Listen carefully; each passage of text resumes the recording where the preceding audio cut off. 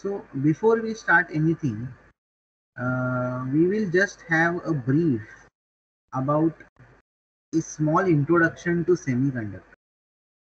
So semiconductors are basically having a conductivity between conductor and insulators. So let us say we have semiconductors.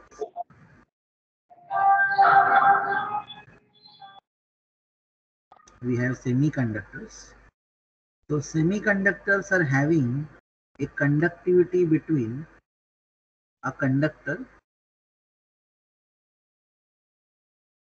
and an insulator.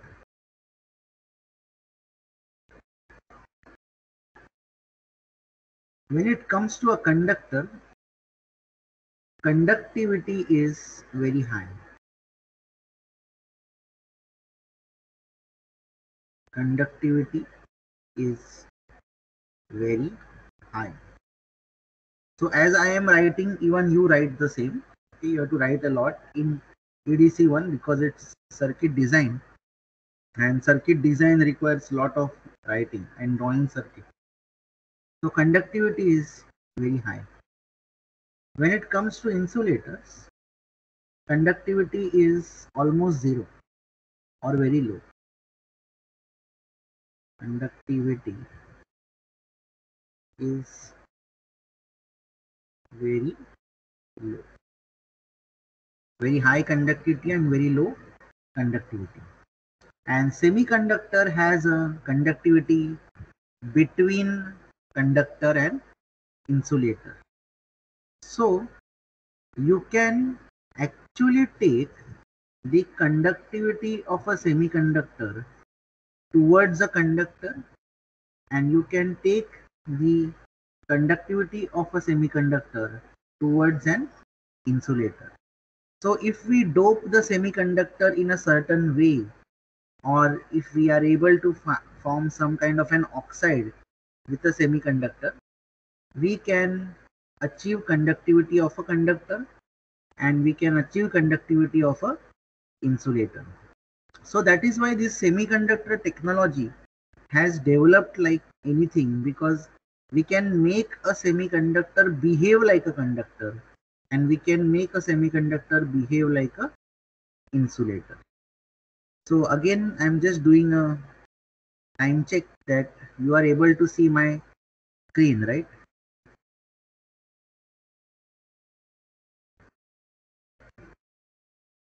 You are able Yes. to see my screen, right? What I'm Yes. writing, you are able to see.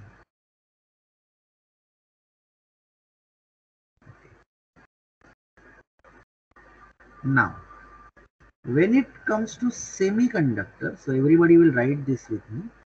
When it comes to semiconductor, there are two types of semiconductor. There are two types of semiconductors. One is intrinsic semiconductor. Intrinsic semiconductor. And the second one is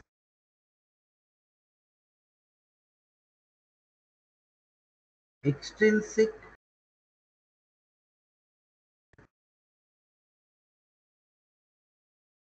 semiconductor. Now, intrinsic semiconductor means pure semiconductor, pure or undoped, pure or undoped. That means there is no impurity inside it. It is just plain element, in elemental form. And here, extrinsic means we will not write impure. Impure will give you the notion of something that is bad. Nothing is bad here. So extrinsic semiconductor means doped semiconductor. We are adding something inside it.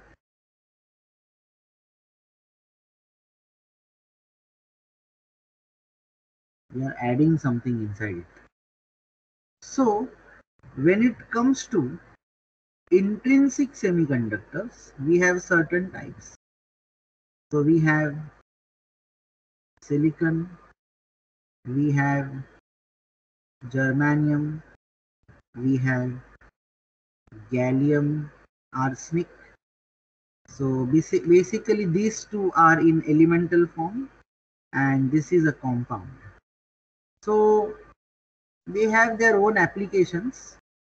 So silicon has got good temperature stability. That means even if the temperature changes, if you make a device using silicon, its characteristics does not change much. So this is germanium is good when it comes to making optical devices. So good for optical, and gallium arsenic is also used, rather very good for optical device. Optical means it can be a photodiode, it can be a solar cell, it can be a solar panel, whatever. Okay, LEDs. So these are all optical devices. When you pass current, you get some kind of light.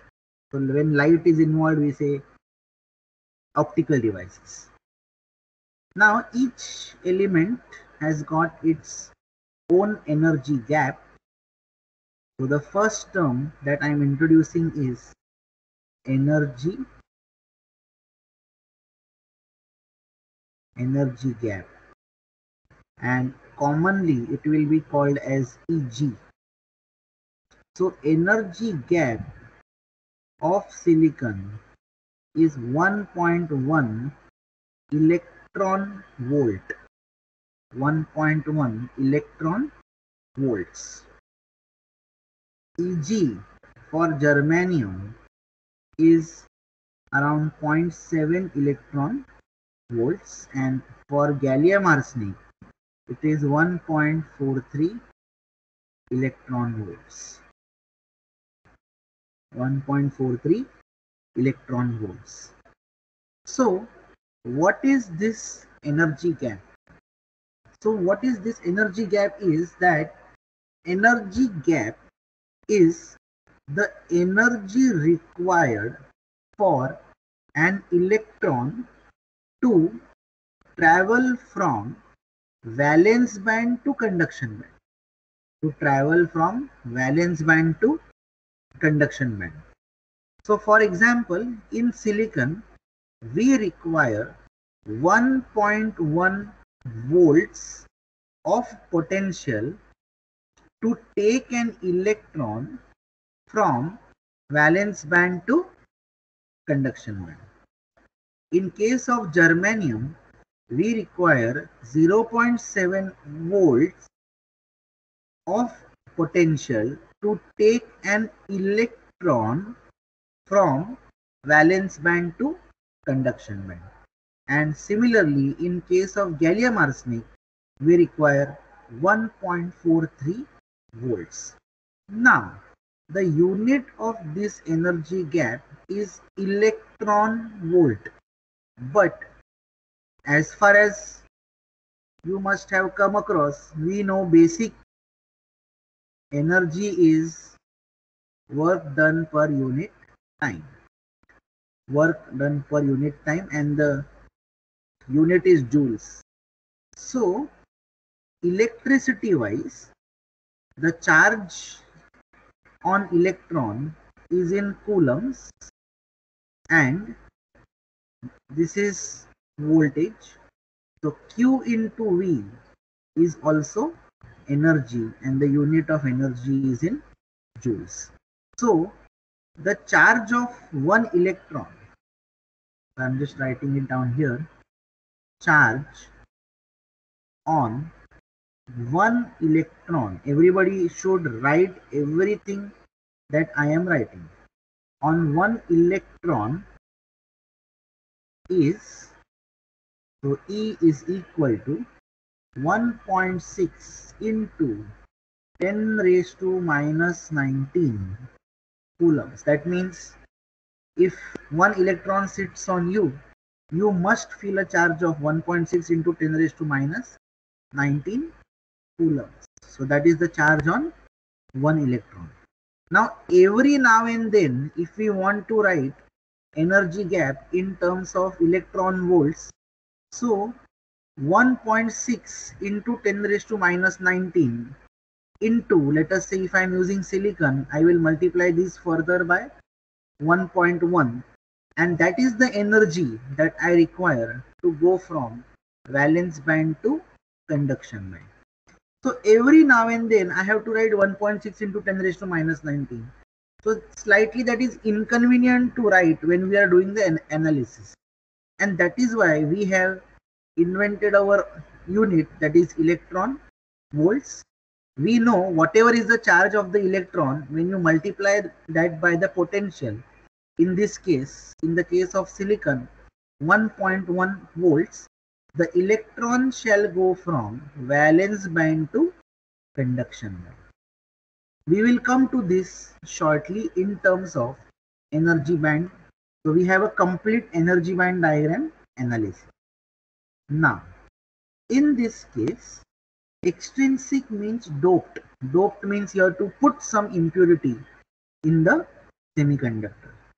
So based on this, we have two types of semiconductors. One is called as N-type and the other one is P-type. So basically what I do is I choose any one of these. So we are going to choose silicon. So I want silicon Si plus some impurity, and here we have again Si plus some impurity. Now this impurity, so silicon belongs to group 4. Periodic table wise, silicon belongs to group 4. So this impurity can be 5 or from group 3. It can be from group 3 or it can be from group 5. The most commonly used impurity is, in this case, it is going to be phosphorus, that is P5, and here in this case it is boron, that is B5. So we use phosphorus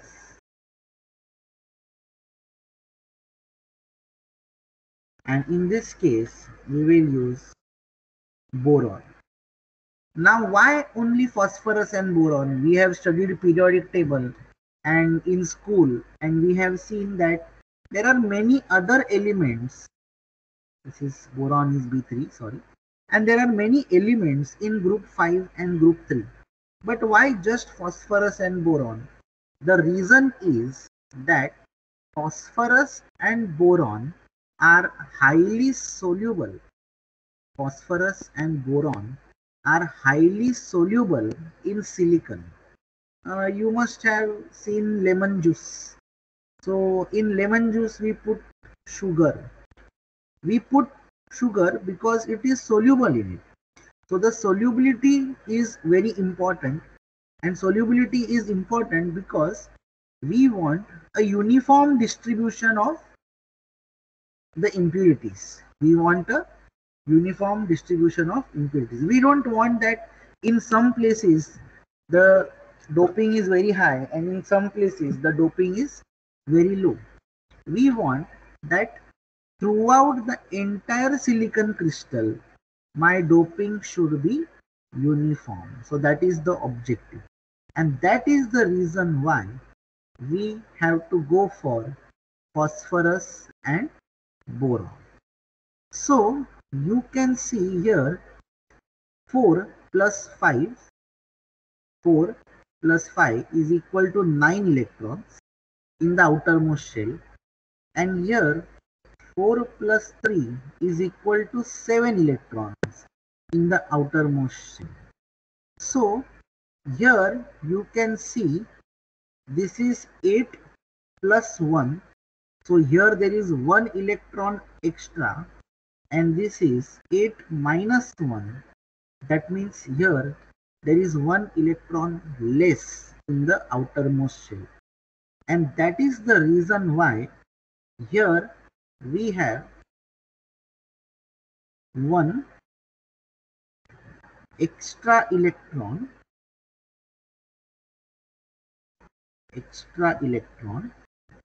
and here one less electron.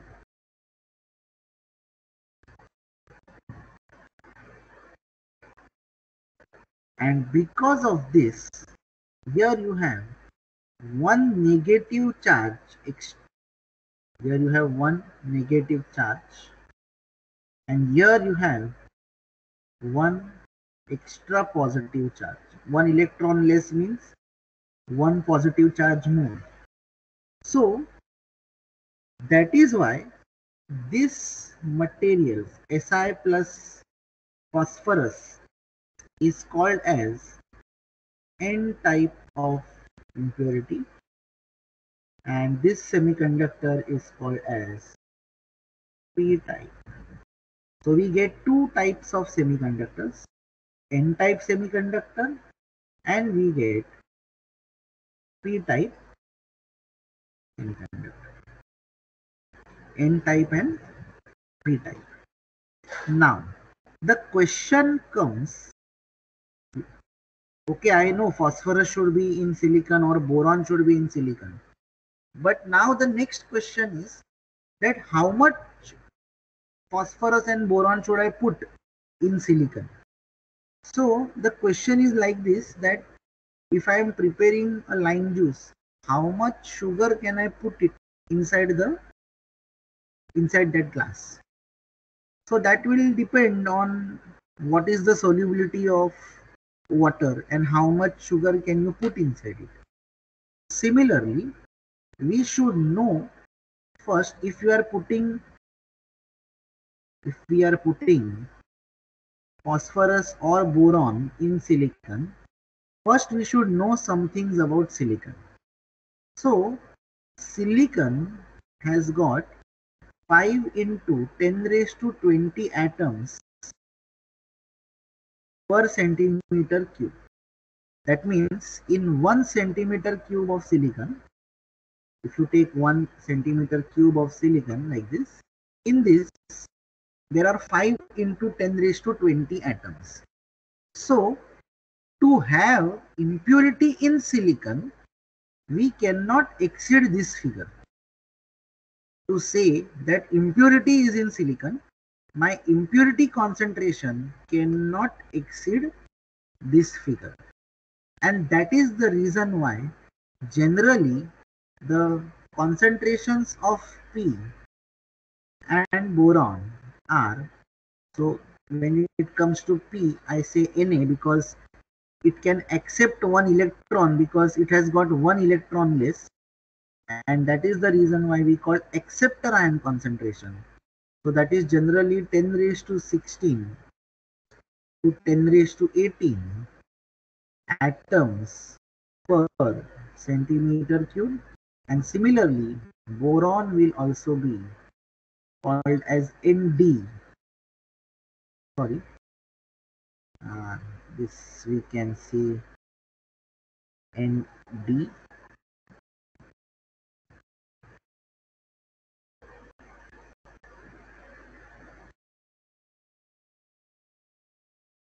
This is donor and this is acceptor. Phosphorus will give me N type and boron will give me P type. So this is acceptor ion concentration will be 10 raised to 16 and 10 raised to 18 atoms per centimeter. Okay. So what it means is that to say impurity is in silicon, we cannot exceed this particular value, that is 5 into 10 raised to 10. If you exceed this value, what will happen? Then you cannot say impurity is in silicon. You will have to say silicon is in impurity, and the whole crystal structure will fail. And with such kind of a crystal structure, we really cannot make any devices. So it is important to stay within these limits, 10 raised to 16 and 10 raised to 18. So I will give you 5 minutes to just take this thing down. In the meantime, if you have any questions, you can ask them before we go to the next thing. So next concept that we are going to do is energy gap.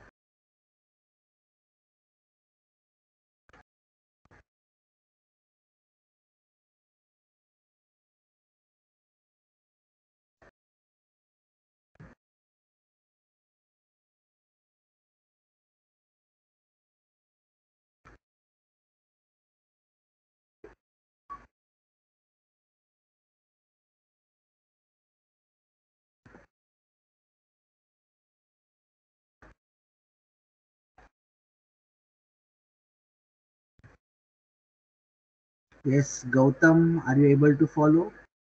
Pooja, you can unmute and answer. Whenever I ask you, you should unmute and answer. Don't type anything in the chat box.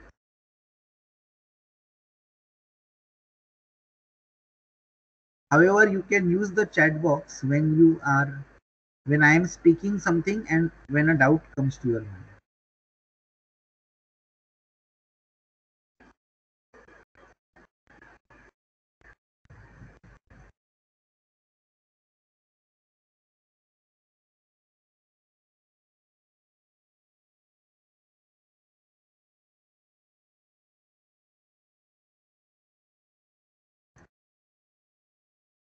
So we started with these two, intrinsic and extrinsic semiconductors. Intrinsic means pure. Extrinsic means we will not say impure, we will say doped. So now our task will be next is to see energy band diagram. So a diagram in which you can actually show this energy gap is called as energy band diagram.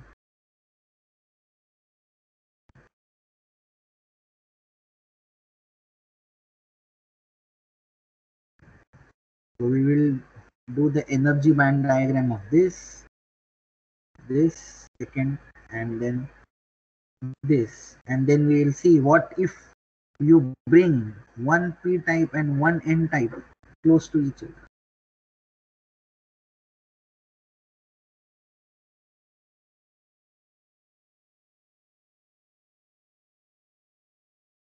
So now I am going to dictate some things, you all will write it down.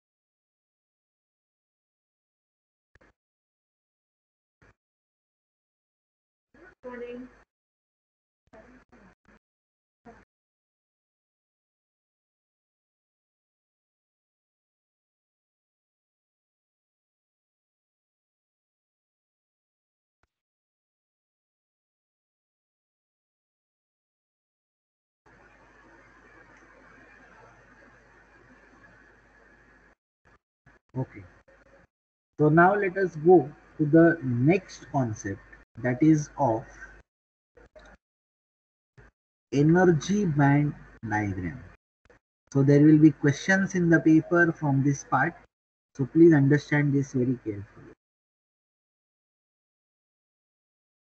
Energy band diagram.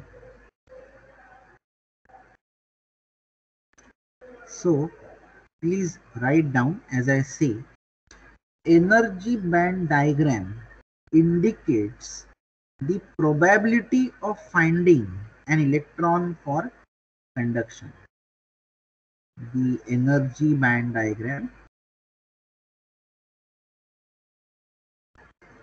indicates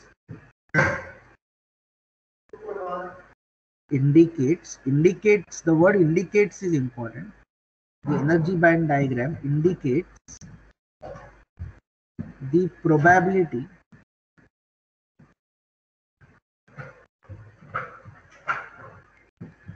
of finding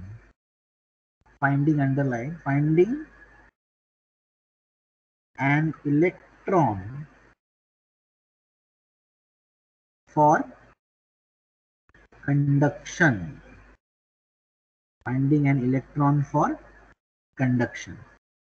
That means, what is the possibility that there will be an electron for conduction when it comes to passing current through the device? So here, energy band diagram consists of, number one is conduction band. Energy band diagram consists of conduction band. Second, it consists of valence band. Third, it consists of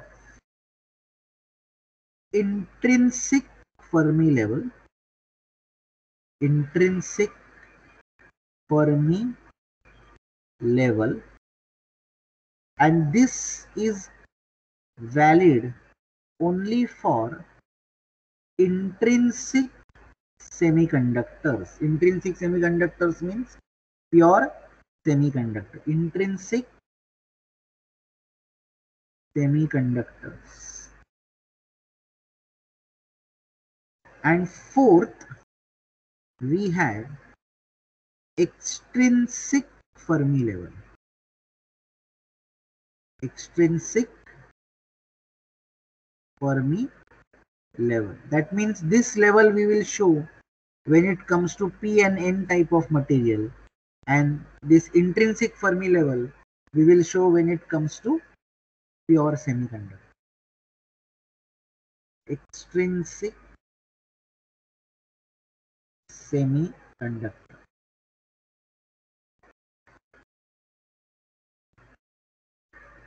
Okay. The energy difference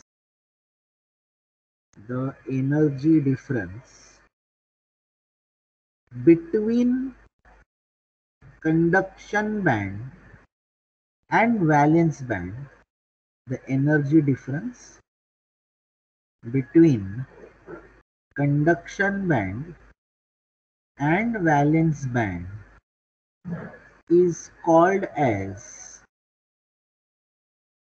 the energy gap. Is called as the energy gap. So energy gap means it is the energy difference between conduction band and valence band. Now, for metals, all the electrons are always available for conduction.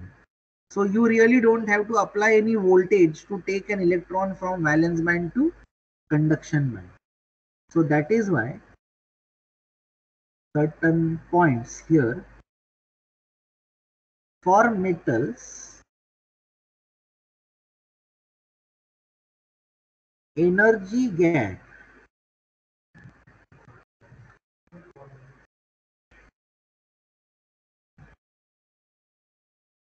for metals,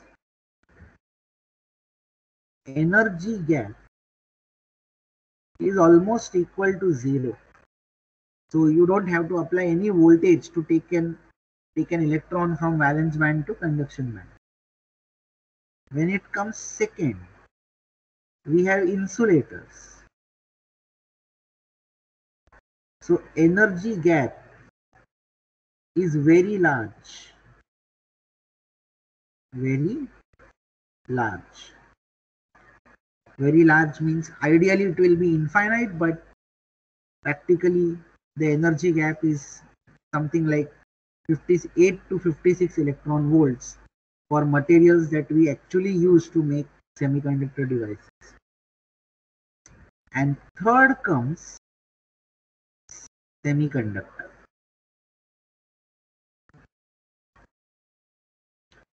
So here energy gap is a finite value,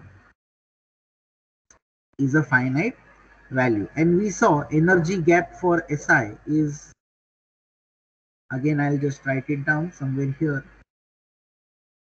energy gap for silicon was 1.1 electron volt, energy gap for germanium was zero point 0.7 electron volts, and for gallium arsenide it was 1.43 electron volts. So this is what we should know to draw energy band diagram. This is what we should know when it comes to drawing energy band diagram. So in the Viva they may ask you that draw the energy band diagram of an intrinsic device or extrinsic device, p-type, n-type, diode, BJT. So we should be able to draw these kind of band diagrams. So I'll wait here for another 2 minutes till you take this down, and then I'll go ahead with actual drawings of energy band diagram. Please keep, if possible, a scale and at least 2 color pens, one blue and one black. If red is there, red is also good. So when we are drawing, we should always keep 3 color pens with us so that we can mark certain things.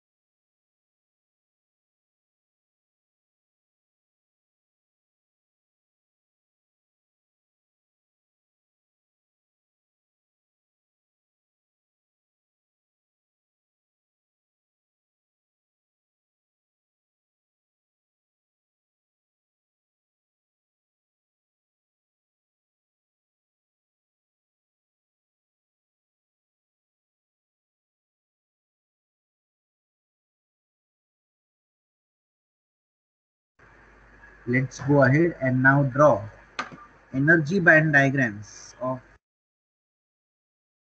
different materials. So first we will draw energy band diagram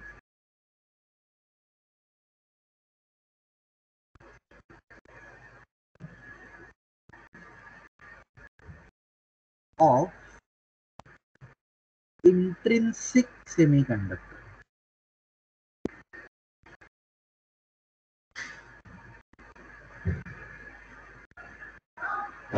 And the semiconductor that I am choosing is Si. The semiconductor that I am choosing is Si. So here first we will draw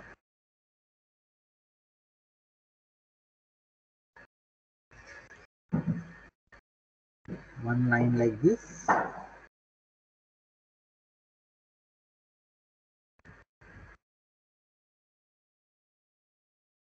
and then you draw another line which is like this. So here I will call this as conduction band, and here I will call this as valence band. So I'll show conduction band and valence band. Now this is an intrinsic semiconductor. That means it's a pure semiconductor. So pure semiconductors have 4 electrons in the outermost shell, which also means that it can take 4 electrons and become stable, or it can give away 4 and become stable. So the probability of finding an electron in this case is going to be 50-50. That is why the intrinsic Fermi level, like I told you, the Fermi level indicates the probability of finding an electron for conduction. So the Fermi level, I'll say intrinsic Fermi level, EI. I will show exactly in between conduction band and valence band. So here, this gap like this by an arrow, you will show it this way. This is nothing but EG, that is energy gap, and you can write this as 1.1 electron volts. Now please note this 1.1, what did I tell you? That if you want to take an electron from here to here, you will have to apply some energy, and the energy has to be applied through an energy source. So we will probably use a voltage source to do that. And how much energy do you have to apply? 1.1 volts. But volts is not the unit of energy. So when you multiply that by the charge of the electron, that is 1.6 into 10 raised to minus 19 coulombs, we will be able to write it in terms of energy. So this electron volt is actually 1.1 volts you have to give to an electron in valence band, so that you can take it to the conduction band. So this is only indicative. This is an energy band diagram. It is not a voltage band diagram. So what we actually apply is voltage. So if we want to convert that voltage band diagram to energy band diagram, then every voltage on the energy band diagram has to be multiplied by the charge of the electron. So please note this down. That is the energy band diagram of intrinsic semiconductor. Once you are done with this, write done in the chat box.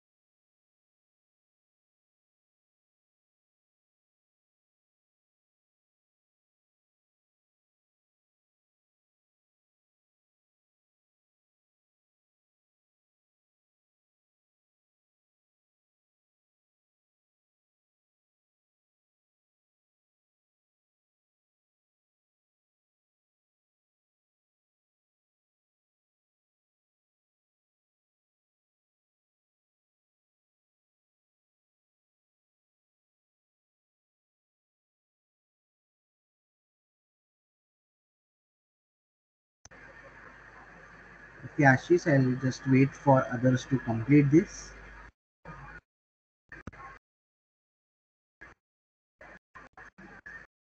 Okay, wait. It's just 3 lines, nothing more than that. Okay. Okay. Now, let us go to next diagram. That is energy band diagram. Energy band diagram of p-type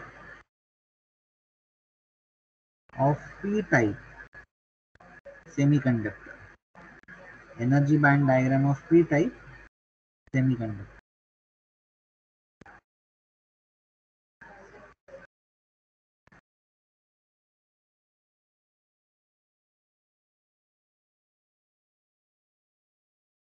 So again, if this semiconductor is p-type, so p-type means what? Si plus boron. Si plus boron. So this p-type has got more majority charge carriers as holes and minority charge carriers as electrons. It has majority charge carriers as holes and minority charge carriers as electrons. So now I am asking you all one question. What will be the probability of finding an electron?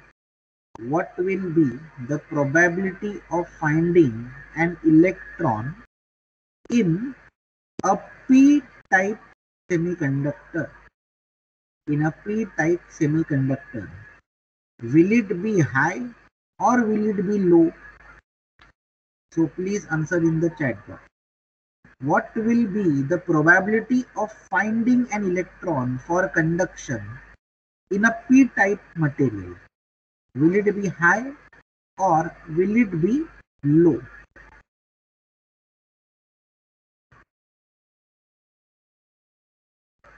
Will it be high or will it be low?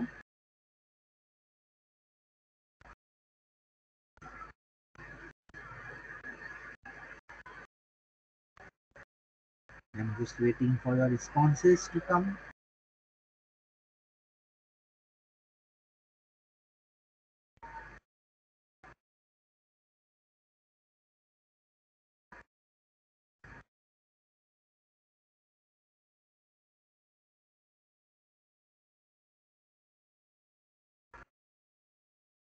Okay.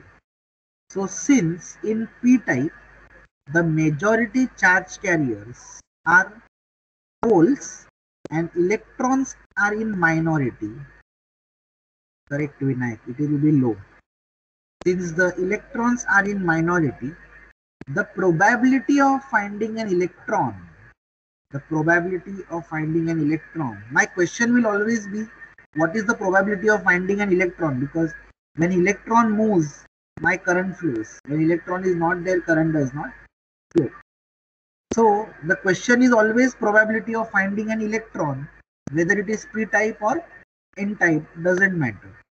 So Vinayak has answered that the probability of finding an electron in a p-type material is low, obviously, because it will have majority charge carriers as holes and minority charge carriers as electrons. And that is why now how to indicate that in the energy band diagram. So first, energy band diagram consists of what? Conduction band and valence band. So first you should always draw that. Conduction band and valence band.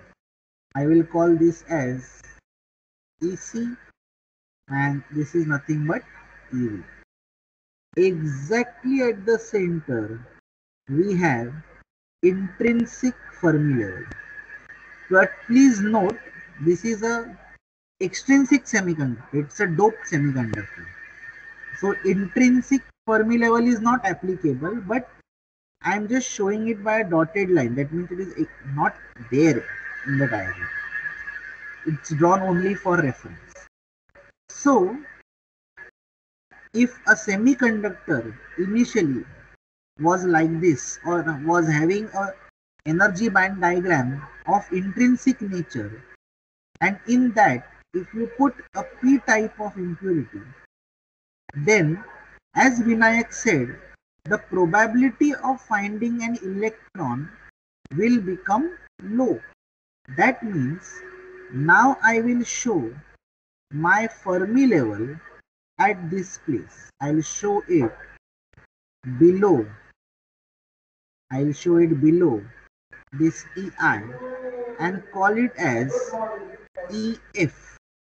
Since the energy band diagram is of a p-type semiconductor, I will call it as EFP. I will call it as EFP. The general notations are the same, that is, this is going to be the EG, that is energy gap, that is 1.1 electron volts. And now we should also know how much is this distance. So this distance is given as phi fp, but since we are showing it on the energy band diagram, the unit of phi fp is volts. We will have to write it as q times of phi fp. Now, what is the value of phi fp?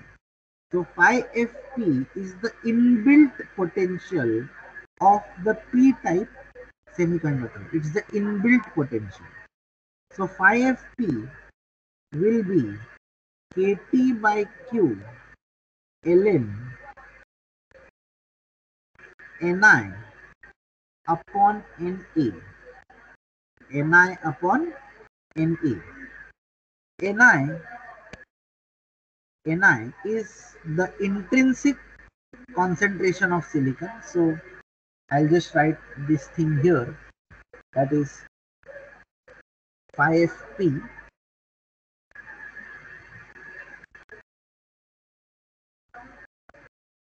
kT by q ln Ni upon Na.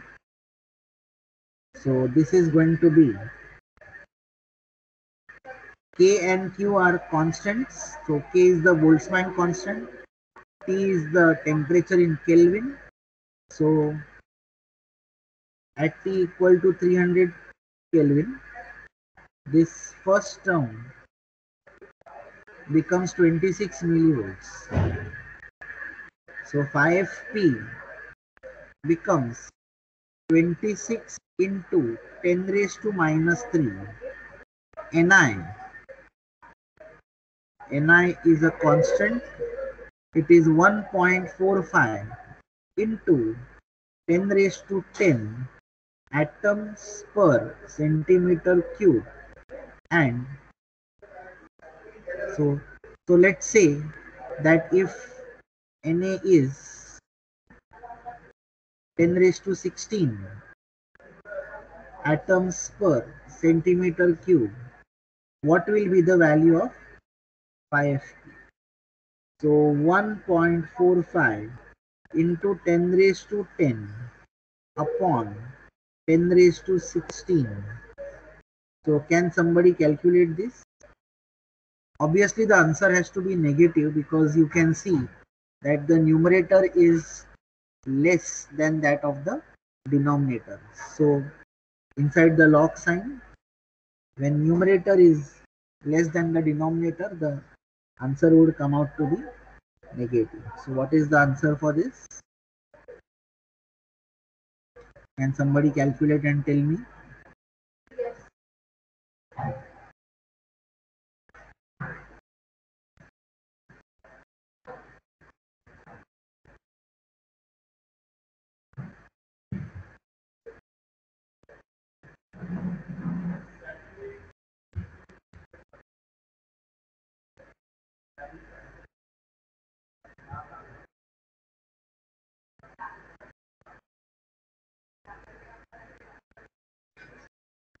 So how much is this value? Yes, I am waiting for it. Please keep your calculators near you, because we have to do lots of calculation.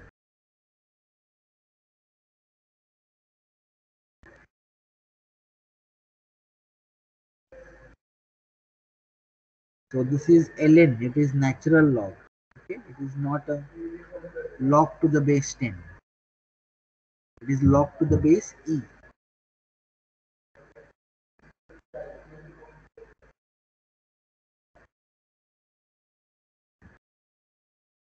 Yes, so what is the answer? I'm waiting for Hello. it. Yes. Sir, परत एकदा explain करा ना, झालं की. Sorry. Yes, Shruti, I could not hear you actually. What did you say? Hello sir. Yes. हां sir, परत एकदा explain करा ना. काय? सम्स हे न्यूमेरिकल ना इथून परत एकदा म्हणजे झालं की. हा.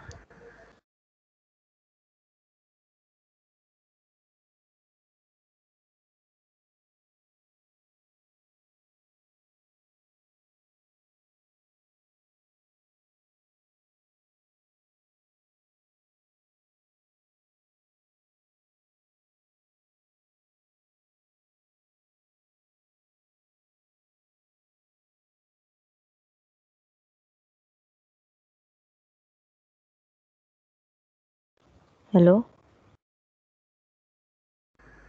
Yeah. So if this is an energy band diagram should have conduction band, energy band diagram should have valence band, and energy band diagram should have intrinsic Fermi level. If it is an extrinsic semiconductor, it should also have an extrinsic Fermi. In this case, we are now drawing an energy band diagram of an extrinsic semiconductor, and that is the reason why we have to show this fourth Fermi level, that is the red Fermi level that I have shown in this figure. Now, if it would have been intrinsic, this is basically the energy band diagram. So this is going to be 1.1 electron volts by 2, and this is also going to be 1.1 electron volts by 2. But since what you did is you added p type inside this. So now the question arises, where will this go? Will it go below or will it go up? So we have to ask a very basic question, that what happens to the probability of finding an electron? So is it going to increase or is it going to decrease? So if it is going to decrease, like Vinayak said, there are more number of holes in a p-type semiconductor as compared to electrons. So here we have holes are in majority and electrons are in minority. So if electrons are in minority, then the probability of finding an electron will be lower than before. Before was this. This was my before energy band diagram. Now it has to be lower than before. So lower than before means this Fermi level, if it was at the center, it should now come down. So it has now come down. Now the question is how much down? The next question is by how much it has come down. So to answer that question, we should ask another question, that how much boron did you put in silicon? So how much boron means how much is the impurity that you inserted into silicon. So let us say if the impurity was this much, 10 raised to 16 atoms per centimeter square, then I can substitute this in this formula and this constant here and get the value. So this value should be minus 0.35 volts. So this value should be minus 0.35 volts. So this will be Q into 0.35 volts. This minus sign indicates that it has come down from the initial Fermi level. The Fermi level was initially at 1.1 by 2, but it has now come down by 0.35 volts. So I think I have answered that question, Shruti.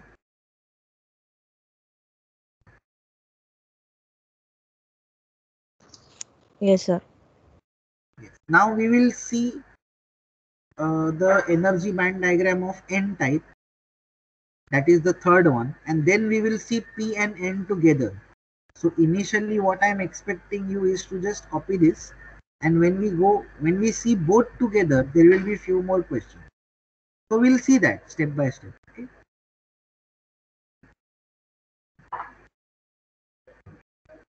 So if you are done copying this, just write done in the chat box. So we'll go ahead.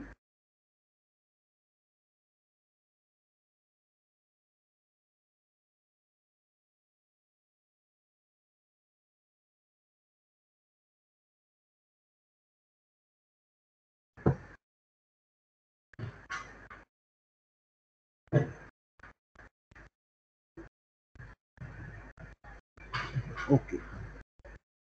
So let's go ahead. Now instead of P type, we will draw energy band diagram of N. So now we are drawing energy band diagram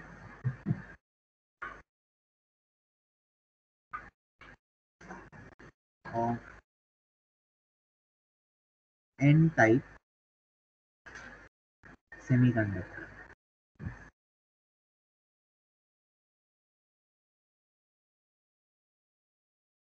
So can you attempt this?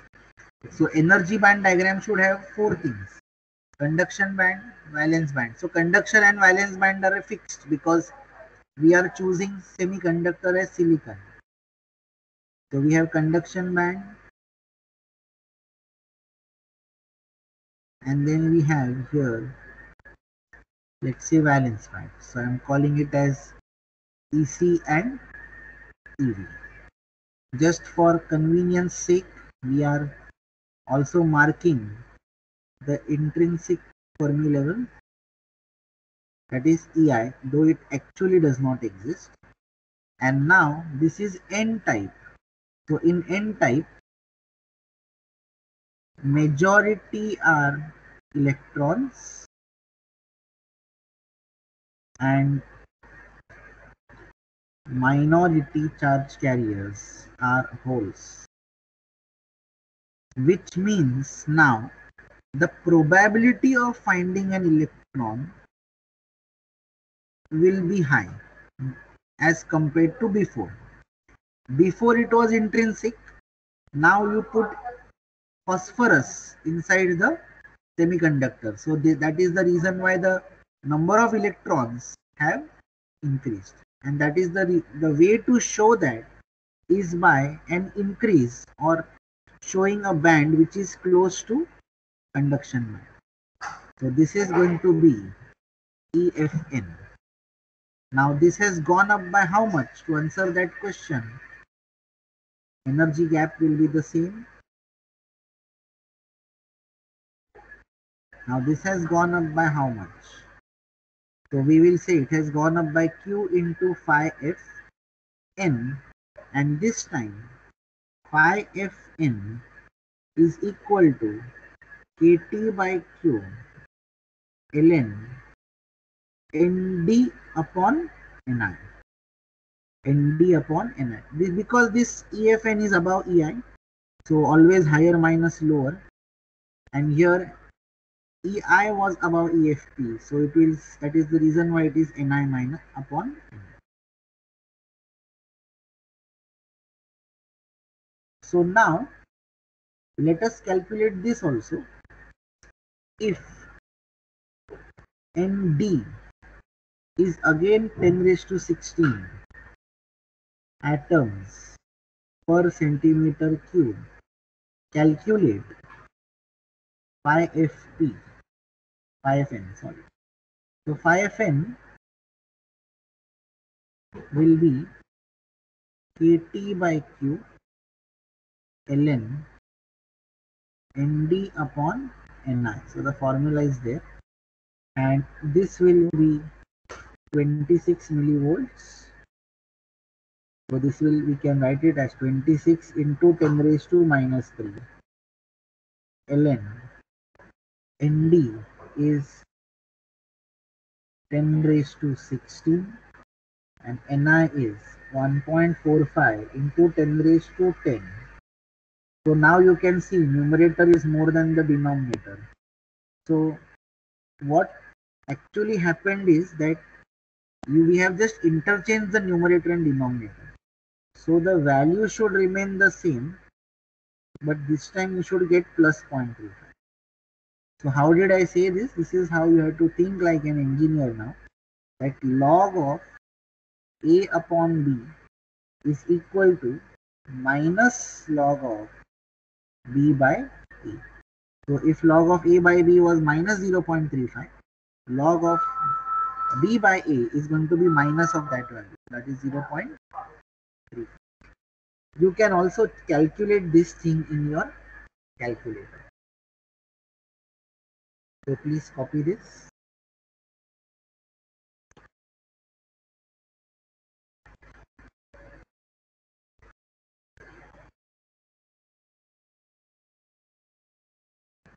So this K value is already stored in your calculator as a constant. It's a Boltzmann constant. Q is the charge on the electron and T is the temperature in Kelvin, but you can just take it directly as KT by Q as 26 millivolts.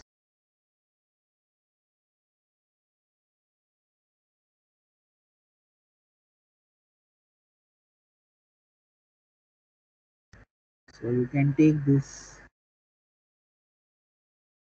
KT by Q as 26 millivolts.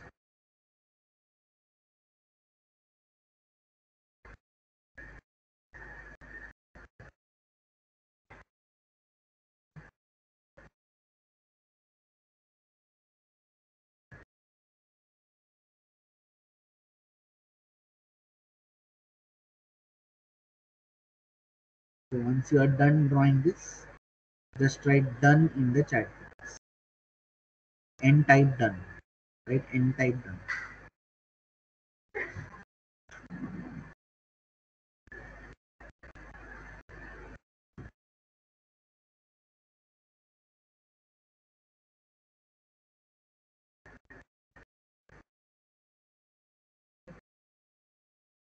Okay. So now we have seen the energy band diagram of P type and the energy band diagram of N type. Now what if these two come close to each other? So the question is, what if these two come close to each other? So we have to now think what will happen. So you might have some idea, that is uh, a diode is formed or a junction is formed, but how exactly it happens, that is the question. So let's just see that. I'm just changing my, what do you call, now the question here is, so let's bring both of them on a single page. Let's say we have a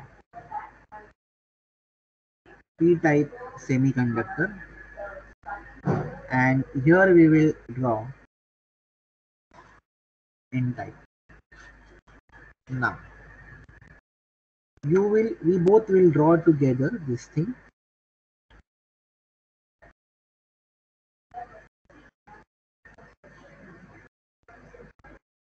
So first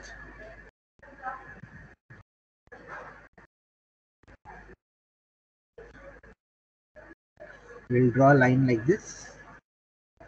Then I'm just showing the demarcation between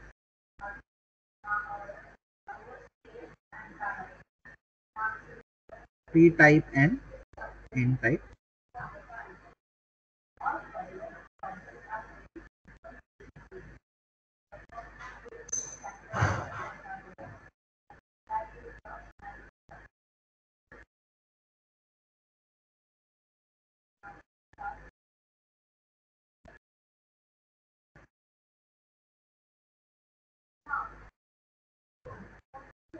So let us just show the demarcation between P and N type. Now both the semiconductors will have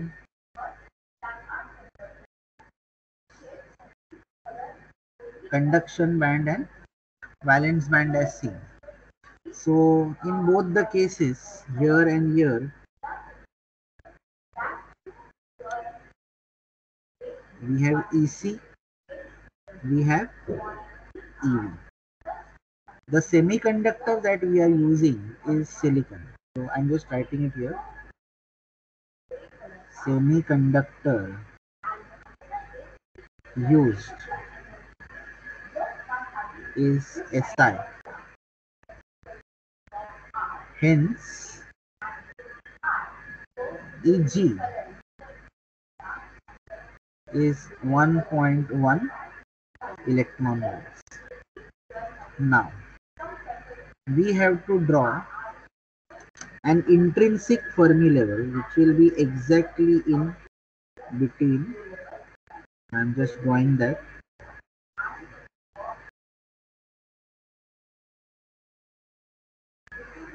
So the intrinsic Fermi level is also the same for p type and n type. Now, here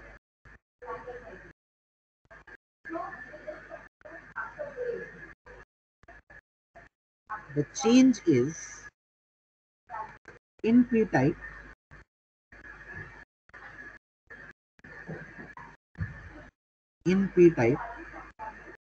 the Fermi level is below the intrinsic, and in n type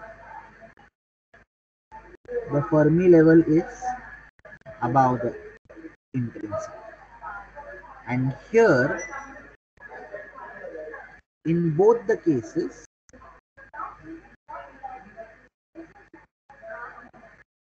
here this is my energy gap is 1.1 electron volts, and on the other side also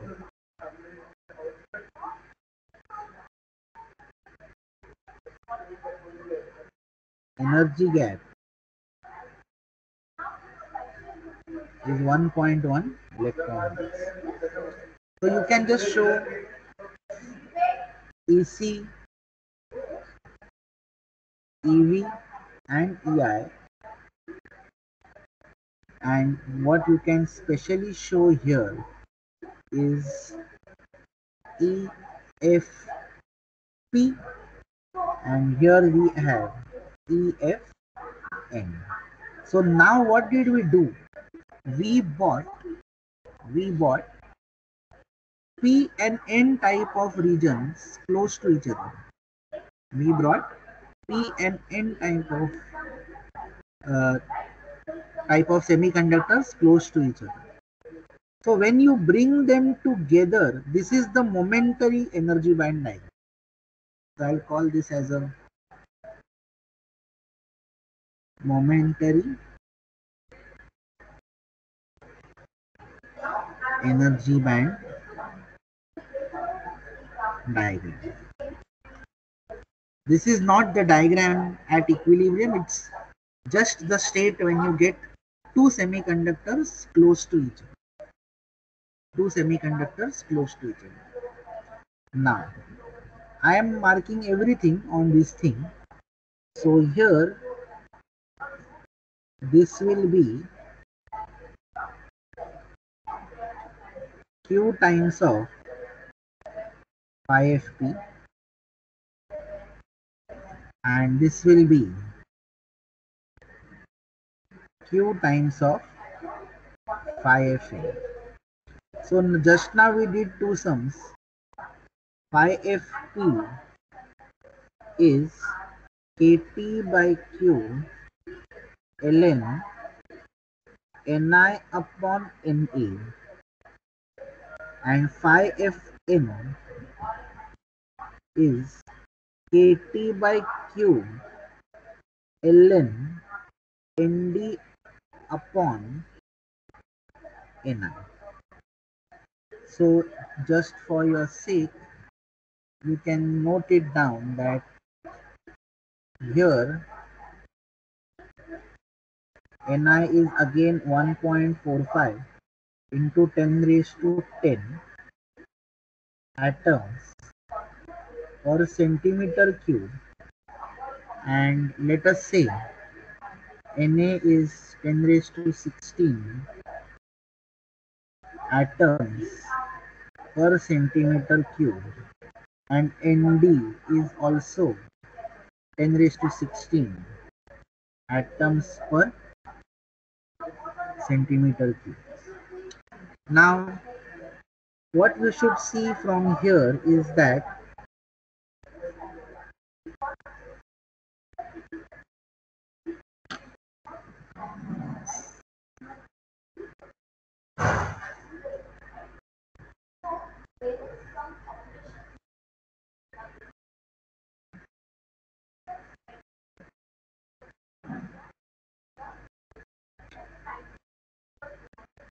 so phi fp and phi fn are the built-in potentials of P and N type of regions. They are what? Built-in potentials.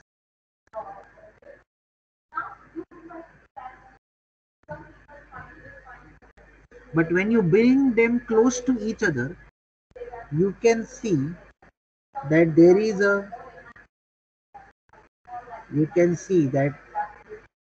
a potential difference.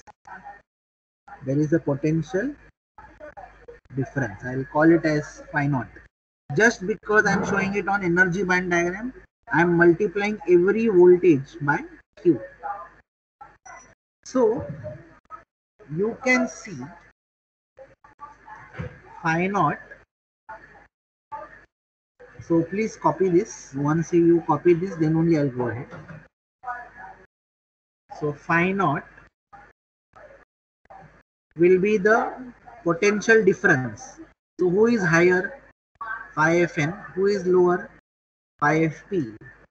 So phi naught will be phi Fn, that is built-in potential on inside, minus built-in potential on P side. So I'm just writing the formula on the other page. So phi naught is equal to phi Fn minus phi Fp. So phi Fn was Kt by Q ln of Nd upon Ni minus Kt by Q ln Ni upon Na. So if you take Kt by Q common, you will get Kt by Q into Nd upon Ni minus ln of Ni upon Na.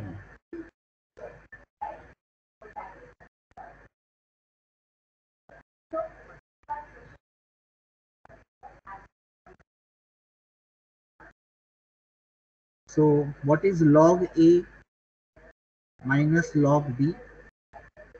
It can be written as log of A upon B. So we can write this as Kt by Q ln of Nd upon Ni upon Ni upon Na. So simple mathematics will tell you that Kt by Q is nothing but ln of NaNd upon Ni square. So that is the value of contact potential. This is the value of contact potential. So now in this, if you substitute 10 raised to 16 and 10 raised to 16, you will get this value as 0.7 volts. You will get this value as 0.7 volts. And that 0.7 volts is called as the contact potential of the diode. Contact potential of diode. So this is becoming the contact potential of the diode. So it's up to us how we try to write this thing. So in this case, we have already seen that this value was minus 0.35 volts and this was 0.35 volts. So if you just take this down, you will see that phi naught will be 0.35 minus of minus 0.35 is going to be 0.35 plus 0.35, which is going to be 0.7 volts. So the contact potential is 0.7 volts. Now what happens is that when you get p-type and n-type of materials close to each other, there is a contact potential which exists. There is a contact potential which exists across the, so the electric field. So there is a potential. Electrons are at higher potential. So here we have electrons and here we have holes. So electrons are at higher potential as compared to the holes. Because of this built-in potentials, the electrons which are here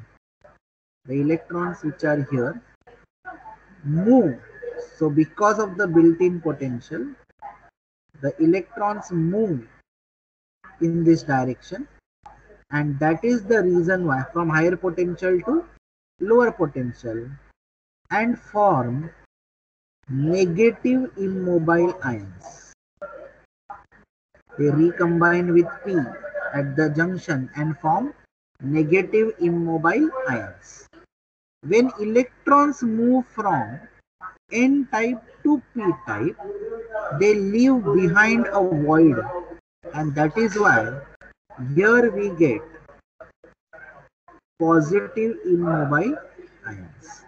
Please note, when I write like this, this is a mobile charge.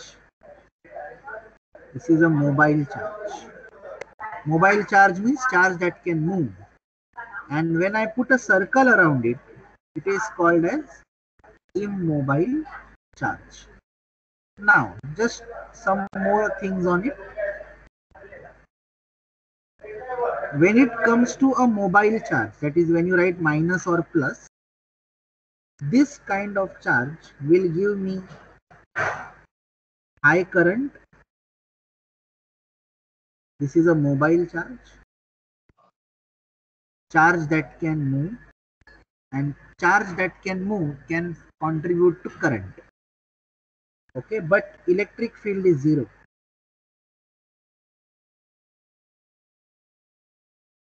Electric field is zero. But when the charge is not moving, that time this will give me low current. Low current means ideally it will be zero current only, and you get max electric field. Max electric field.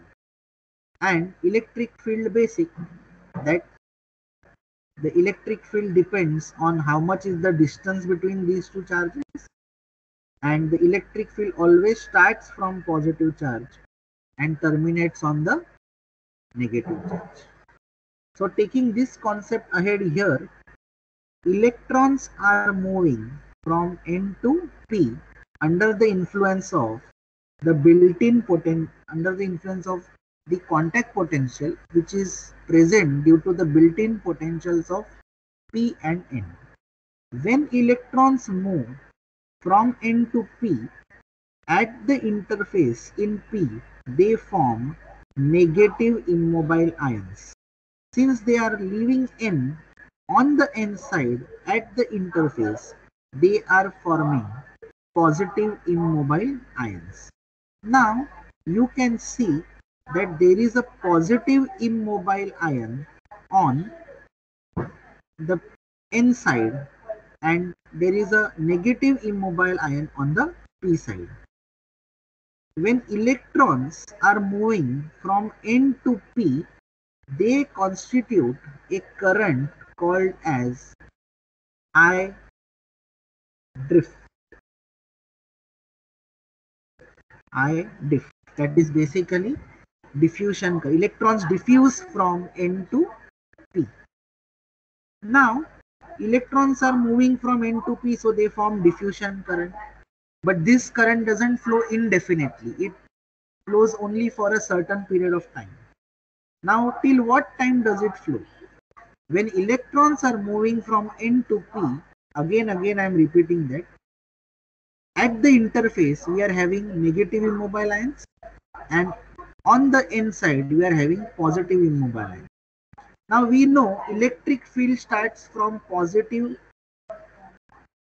charge and terminates on negative charge. So because of this recombination, there is a epsilon naught, that is the electric field which exists because of this movement, and the direction is like this. So since the direction of epsilon naught is this way, there is another current which flows from P to N called as drift current. It is called as drift current. Now, I diffusion is because of majority charge carriers and I drift is because of minority charge carriers. In P-type, majority charge carriers are holes and minority are electrons. And here in majority are electrons and minority are holes. So when the majority electrons move or diffuse into the P, there is a immobile charge formed, and because of the immobile charge, there is a electric field which exists from N to P. And if the electric field exists from N to P, then because of this electric field, minority electrons and major in this P type move in the direction opposite to the flow of this electric field, and that is why we get another current that is called as drift current. So this is basically how we need to look at this whole thing, and when I diffusion becomes equal to I drift, that time we will say that the Fermi levels of P and the Fermi level of N will align with each other, and once the alignment happens, the diode will go into equilibrium. So please copy this. Once you are done with this, we'll go ahead to the equilibrium diagram. This is just a momentary energy band diagram. Sir This diagram actually does not exist. Yes. Sir थोडं खाली scroll करा ना तुम्ही, त्याचं ते दाखवलेलं ना explanation ते. Sorry, can you repeat what you said? Sir खाली स्क्रोल करा ना तुम्ही, ते याचं दाखवलेलं ना calculation. I will give you time to write that also. First you complete this, then we will go to that, and then we will go ahead. You follow, write the way in which I want you to write. So first will be energy band diagram, whatever is there on this. Then you will go to this formula and then you will write this. So first you complete this. Once you are done with this, just tell me done, then I will go to the next slide.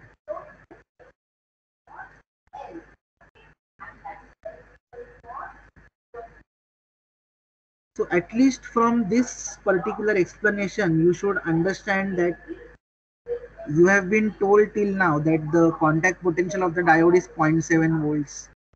So from where does this 0.7 come? This 0.7 depends on this 0.7 volts actually depends on phi Fn and phi Fp, and phi Fn and phi Fp depend upon Na and Nd. So if you use some different Na and Nd, you will get some other voltage altogether.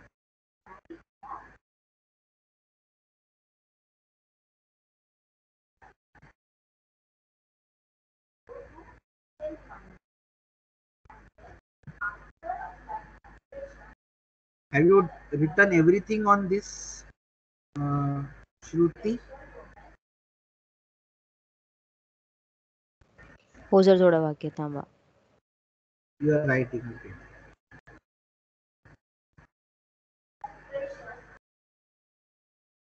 So each and every explanation for this I have already put in the lecture notes, which are already uploaded in the file section. Okay, here you are only supposed to understand the concept.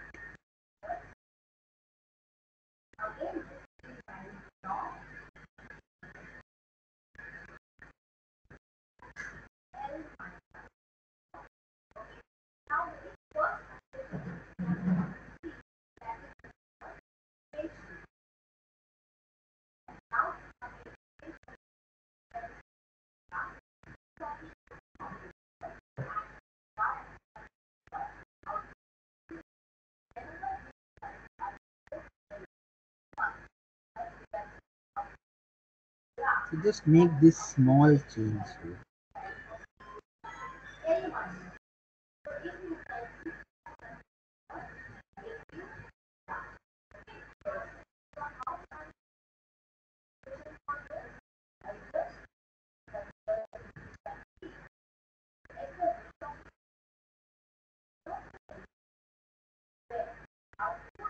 So while you are writing, I'll just explain this again.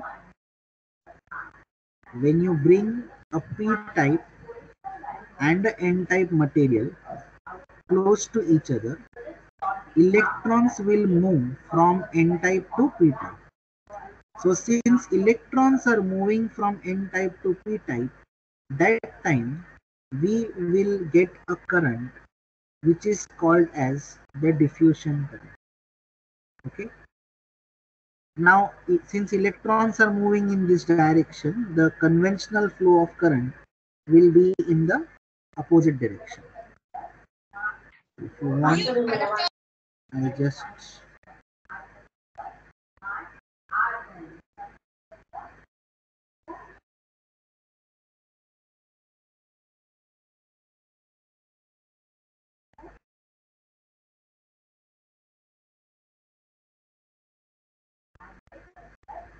so this part only you understand well.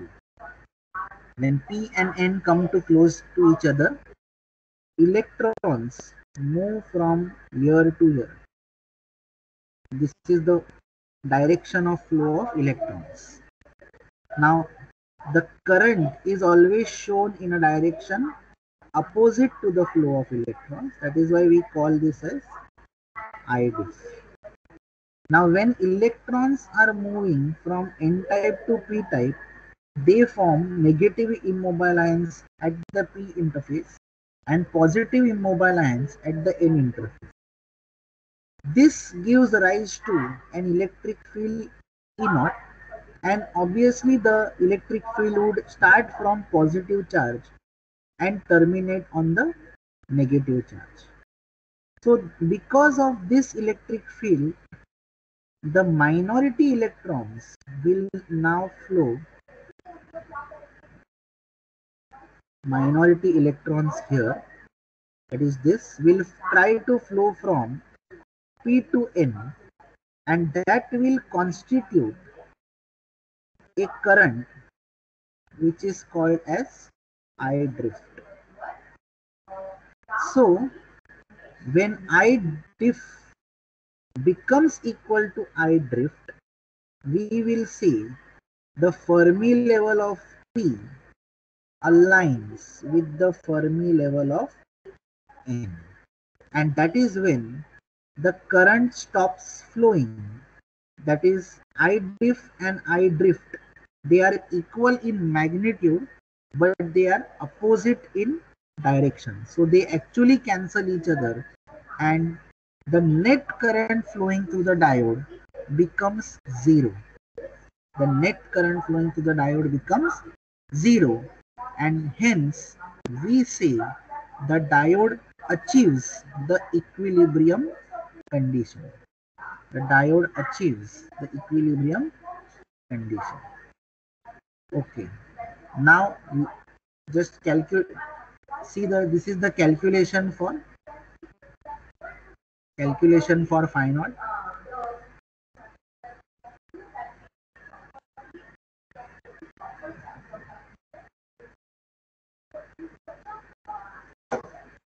Copy this.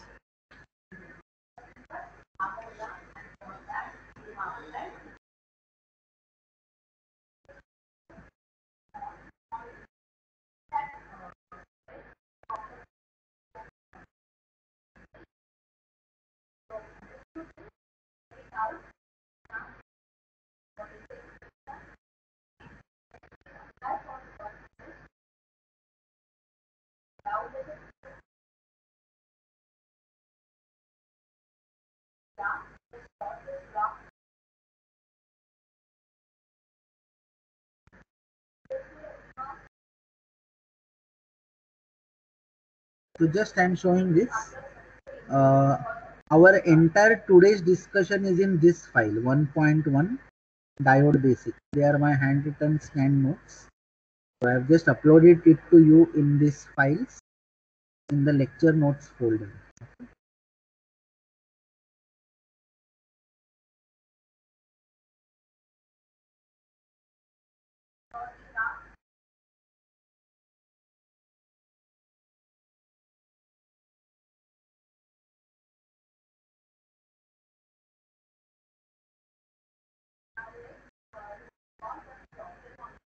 So once you are done with this calculation, just write done in the chat box.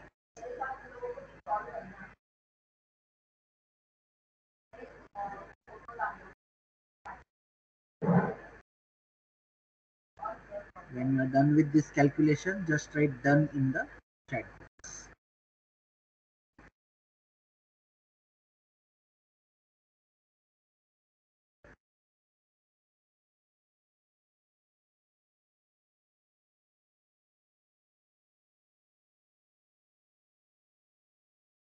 So nothing, just phi Fn, phi Fp. Take the formulas, take Kt by Q common, and just use the formula log of this is equal to this.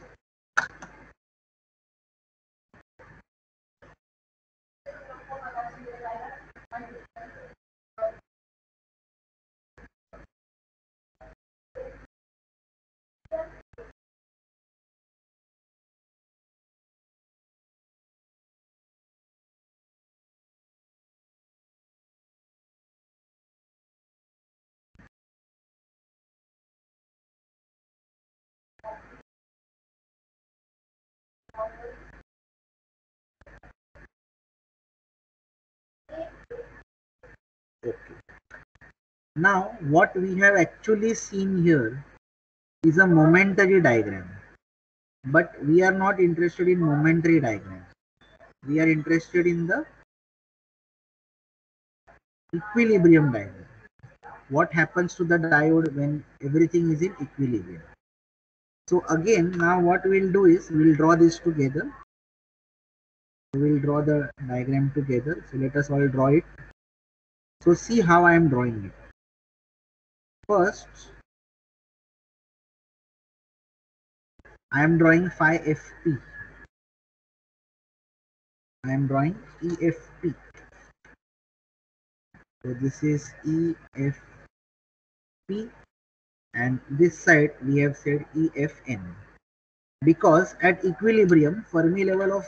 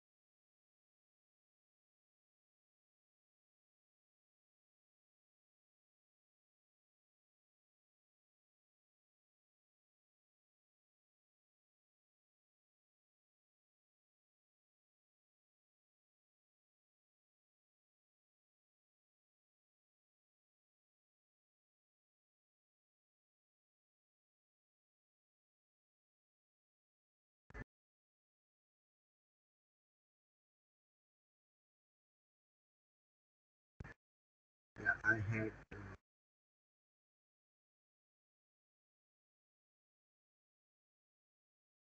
yeah, just somebody can you just give me a audio and video check? Can you see the screen and what I have drawn? What I'm seeing? Yes, Yeah, the sir. screen is visible. Okay, okay, great. I had lost the internet for some time. Okay, so we'll draw this together.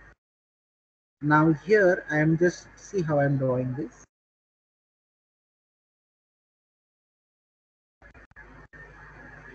So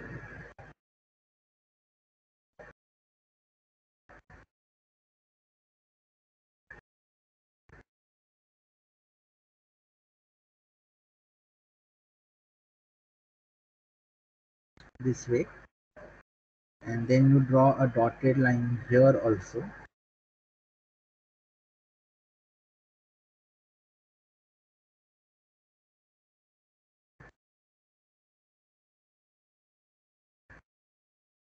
On one side we will write P type, on the other side we have N type. So we know that in the p-type semiconductor, my phi fp is my EFP is close to valence band and it is away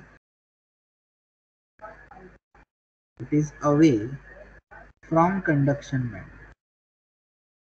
So in one case you can draw close to conduction band, that is here we have EC, this is EFP and EFN have aligned, but in the p-type you have to maintain the integrity of p-type. So for a p-type material, EV is close to EFP and EC is away from EFP. In the n-type it is slightly reversed.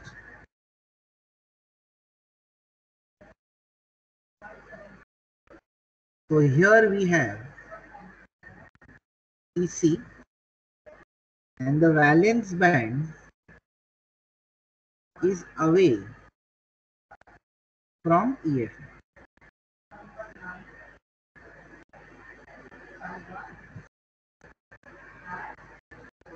So this is my E.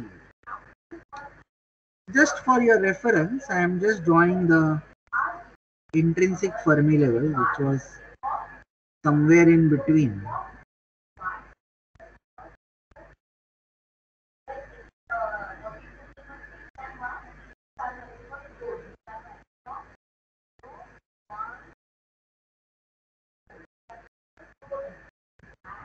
So my EI was somewhere here in between.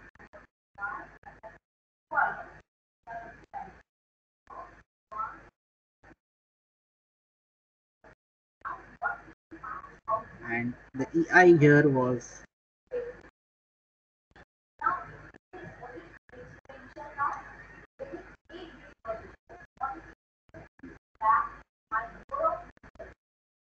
this difference was Q into phi FP and this was Q into phi Fn. So now if you just look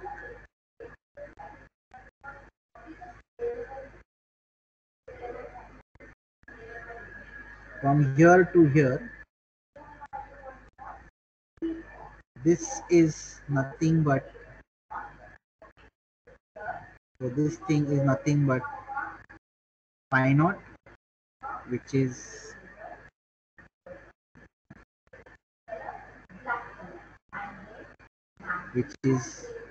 kT by Q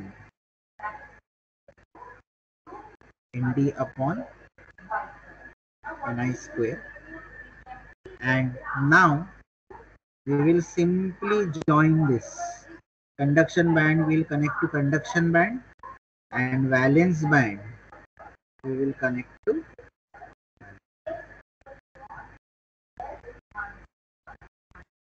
and this is basically the depletion width. This is the depletion width. So here you have negative immobile ions and here you have positive immobile.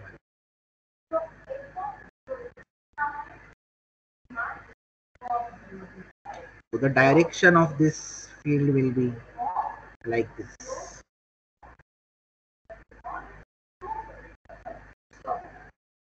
Or many times we call this as V naught, and V naught is the contact potential of the diode. So first what will you do? Procedurally, first you will draw EFP, straight line. Then you will go to P-type. So in P-type, we have seen valence band is close to Fermi level, conduction band is away from Fermi level. So we draw EC and EV. Similar logic we apply for N. But in N, conduction band is close to EFN and valence band is away from the Fermi level. So we show it accordingly. EI and EI in both places. So here,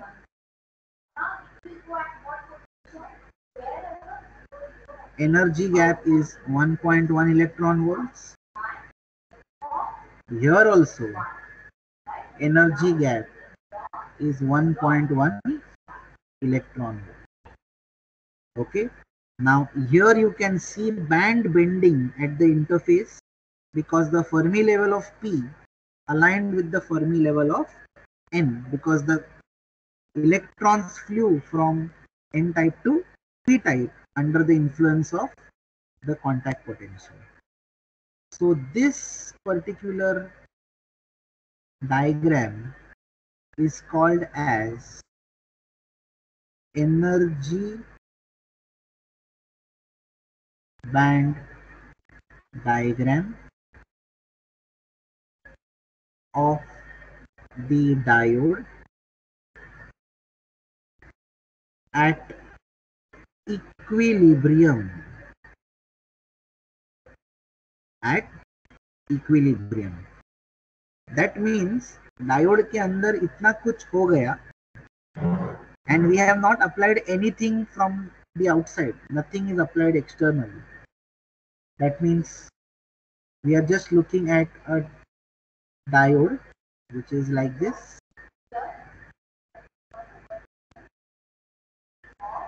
We have just drawn a diode. So the diode is having a junction. On this side we have negative immobile ions. On this side positive. This is the width. This is P type. This is N type.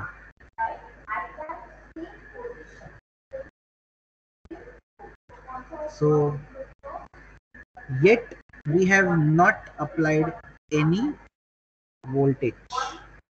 We have not applied any voltage at the anode. This is called as anode and this is called as the cathode. So we have still not applied anything at the anode and the cathode. So when we do that, we will get two more region of operations, that is called as forward bias and reverse bias. So that we will do next time, not now. First, I think these 4 energy band diagrams that we have drawn today are enough for you to revise things for the week. Now, the next 8 minutes will be for question and answer. So anything that you have not understood specifically, any specific concept that you have not understood, you can ask. Don't ask me to explain everything again. This lecture is on record, so automatically everything is getting recorded. Now I want you to ask some specific questions which you would like to ask. So I have one question from my side, that what if this Na and Nd are 10 raised to 18? What if they are 10 raised to 18? Will you get a voltage which is 0.7 volts, or will you get something else?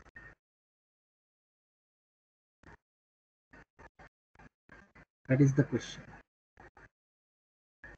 So naturally you will not get 0.7.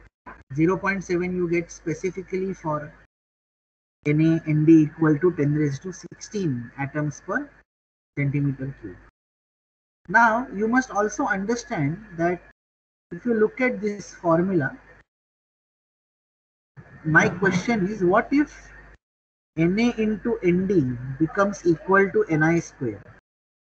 The Ni square is positive and non-zero.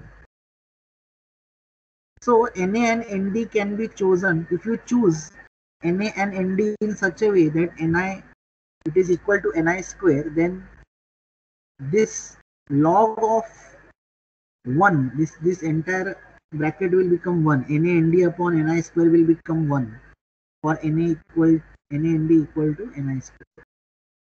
And because of that, log of 1 will be 0. So the meaning of that is that even if you are doping, and if the doping is not correct, the device will get short circuited as soon as it is formed. The device can get short circuited as soon as it is formed. So there will not be any contact potential. So doping is crucial inside the diode. Doping is crucial. Any doping would not work. Any doping would not work. And especially you have to take care that NaNd never becomes equal to Ni square. That means you tried to make a diode, but you ended up making a wire. So because only in a wire the contact potential is 0. So what's the use of making the device? So please note this. So this contact potential is called as, also called as knee potential, or there are many different names. So but the standard name is contact potential. And the book in which all this is given very nicely is Benj Treatment, and it's a yellow color book.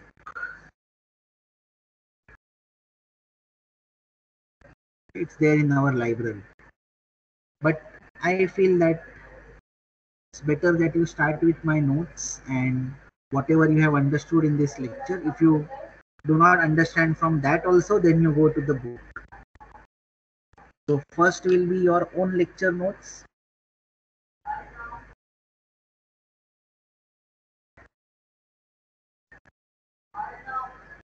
And